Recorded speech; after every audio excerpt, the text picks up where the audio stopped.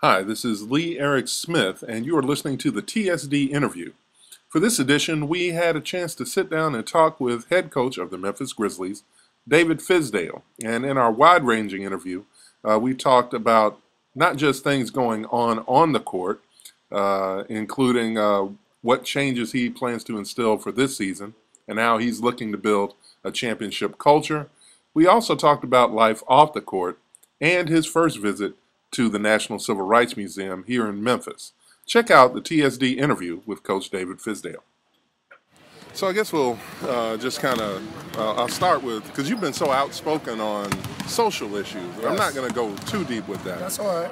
But you've had the chance, I guess, to be in Memphis now. Have you had a chance to make it to the Civil Rights Museum and do the tour? We did the symposium at the Civil Rights Museum with myself, you know what I'm saying? But we did a symposium on social injustice in sport.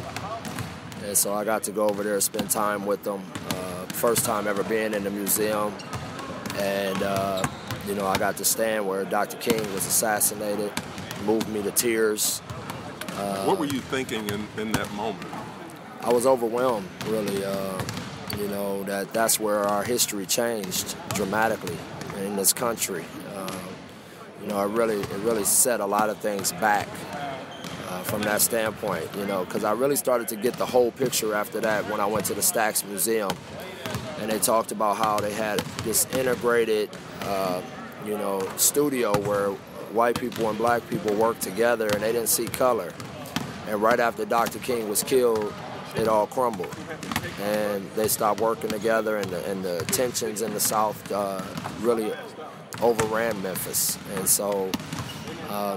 To stand there and to know that all of that happened, in that moment, it overwhelmed me, but it also reassured me that I was in the right place. You have, of course, lived in South Florida, which I used to work at the Sun Sentinel down there, Okay. I have some history down there too. But that's not what we traditionally think of as the South. This is your first time living in a southern city. No, I lived in Atlanta. Oh, that's right. Yeah. I spent 4 years in Atlanta, and so I've gotten a pretty good feel for the South from that standpoint. Memphis is different from where it's a little smaller, and like I said, but both places have deep history. I got to spend time with Andrew Young and guys like that when I was in Atlanta, and you just gain so much respect for what they had to go through and how they had to do it. And to see that we're still going through this now today is really disheartening. But at the same time, it's my call to duty and all of these guys' call to duty now. It's our generation that needs to step up and start taking ownership for what's going on.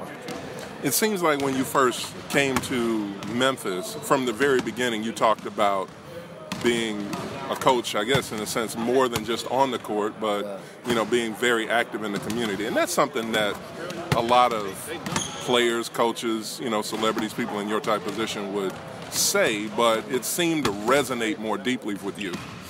Yeah, because I lived it. I lived what's going on, growing up in Los Angeles, going through the things we went through as kids, witnessing the police brutality, witnessing the LA riots. When you have parents and grandparents that lived through both riots, the Watts riots and the LA riots, it sticks with you, and you learn that if you get to a certain platform or a certain point in your life that you can actually contribute to the good part of it, then that's what you're supposed to do.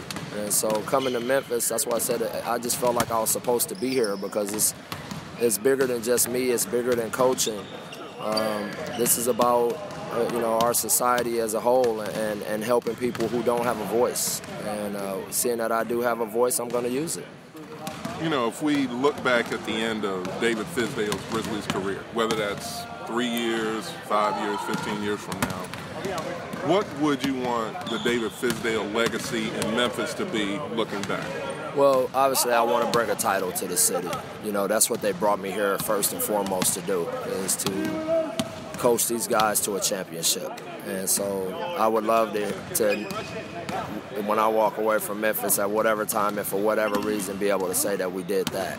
And I gave that to the city. I worked hard with a group of men and accomplished that. But more than that, I would like to look back and say that I did something for this community, and I impacted some young people in a way that changed lives, that saved lives. I impacted police officers in a way that changed lives and saved lives. I think that's more important than anything else. But obviously, I'm here to do a job. But I definitely don't lose focus on what makes me whole as a man, and that's making sure that I do my part in the community. As an African American coach, in any way, is it easier to kind of connect with some of your players because of familiar background, or? Well, I mean, I would say that's all I know, so it's very comfortable for me to speak to them, on their level, in ways that they can relate to me. I think that would probably be a tougher question to ask a white coach, and see if they can connect that way, and I know some that do. I've had some myself that it didn't matter what color they were, they transcend that color. My college coach, Hank Egan, when I lost my grandfather as a young college kid, he drove right down to the neighborhood in South Central and missed his first practice of his career to attend my grandfather's funeral at our church in the middle of South Central. And so without words, he connected with me in a way that I'll never forget. I'm still talking about it, 20 plus years later. And, but for me as an African-American coach, I feel like I do bond with these guys on a certain level. I also think that my age helps me do that. I'm 42 years old and I don't seem too far removed from them. I still listen to a little bit of the same music as them. Some of it's terrible, but some of it I still listen to. So, I think they feel a closeness to me because of that. But at the same time, some coaches transcend color, and they make young African-American men feel great about themselves and feel like that they got an ally in them. Pivoting a little bit, you've spoken about instilling a championship culture here. Obviously, you come from the Miami Heat, which has a great championship culture. What parts of the whole, the phrase that popped up, grit and grind, the whole hard working, you may have more talent, but you will not outwork this team.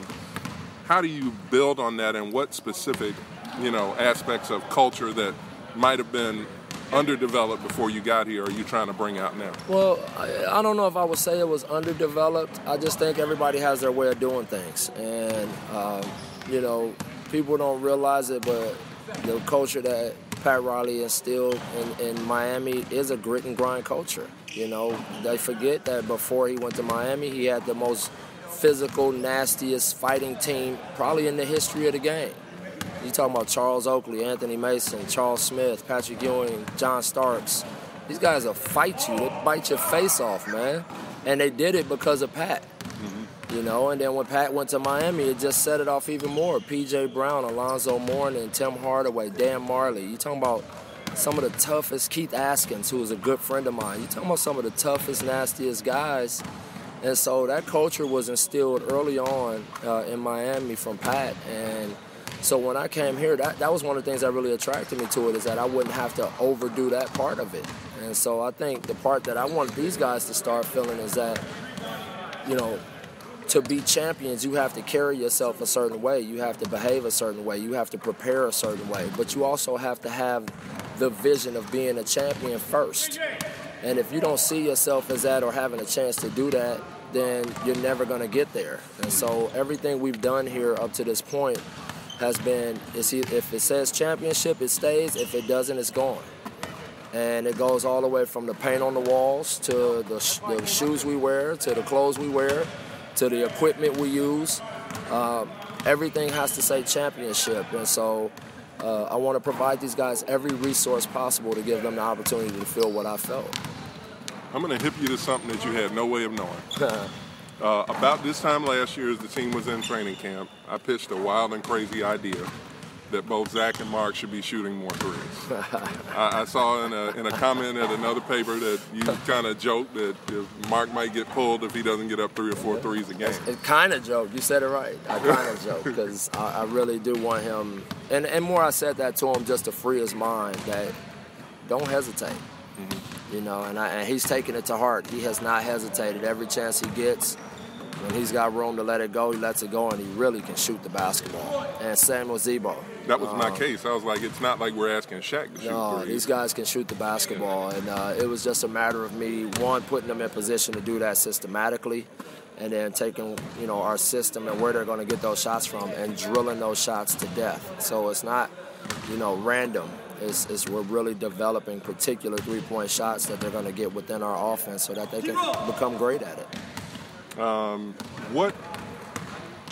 So just that tweak by itself, if you have that, my thought at the time was, if the strategy against the Grizzlies is to crowd Zach and Mark in the paint, then if you take one of them out the paint, then maybe that opens up the middle for other things. No doubt, and it also opens up room for Mike Conley to do what he does. And so that was a big priority for me, was getting Mike into the paint and freeing him up a little more to be aggressive and to attack. And but at the same time, if they got it on the post, they had a little more room to operate and go one-on-one down there. And so, they've really bought into that. They've really spent time on their shots. But at the same time, like I said, I'm not going to always have them on the perimeter. They're going to be on the elbow. They're going to be in the post. They're going to be, in a lot of pick and rolls where they have to roll to the rim. So, they're still going to be able to do what they've already been great at. But I'm just going to open up the game a little more for them and develop them a little more because, like I said, I don't see a ceiling on guys just because of age. I see that guys can always get better at something. What did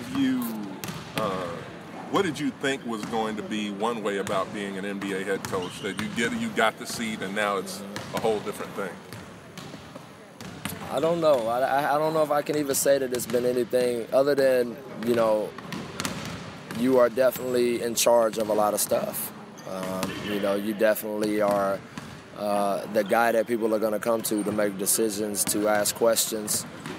So there's days where I have to put my do not disturb sign on the door and, take me a minute just to where I can clear my mind. But other than that, I felt like, like I said, my past mentors, my past bosses, other great assistant coaches I work with, they've really worked hard to prepare me for this moment. And so, obviously it's still young in the season, so, I'm sure things are going to come up that's going to pop me in the mouth, but I'm going to be ready to adjust and get right back on the horse.